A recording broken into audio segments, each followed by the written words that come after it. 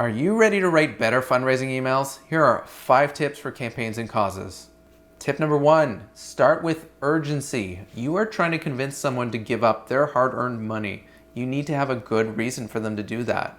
Good hook are things like end of quarter fundraising drives or calls to action that have a specific ask tied to something in the real world. Tip number 2, use simple language. This is so important. The average newspaper is written at a grade 8 level. If your language is more complicated than that, it's going to be hard to read, hard to understand for the average person.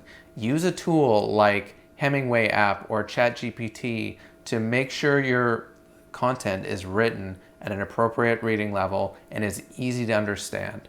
Tip number 3, get to the point. Keep your fundraising emails under 300 words. This is especially true if you're an established political party or politician who your supporters know who you are. They don't need a long laundry list of accomplishments or an explanation as to who you are and why it's important to donate. These are people who signed up to hear from you. They understand that you're asking for money. Get to the point, explain why it's important, make the ask. Tip number 4, be specific. If you're asking for money, you have to ask for money.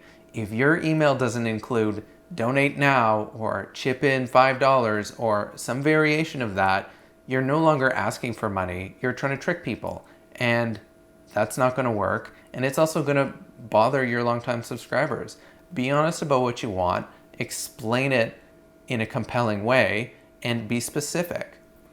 Tip number 5, be consistent. This one is really important. If you're only sending an email once every 3 months and it's asking for money, you're not using your email list properly.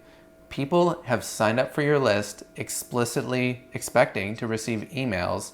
They want to hear from you. And if you're not contacting them, you're letting them down and you're letting yourself down. Regular emails are a great way to keep your supporters up to date and keep them motivated. And we've got a bonus tip, number 6, keep growing your list. Too many politicians, too many political parties, they have a big list of supporters and members and they sit on it and they use it over and over again and it shrinks over time. If you're not constantly running ads to grow your list, you're missing a big opportunity.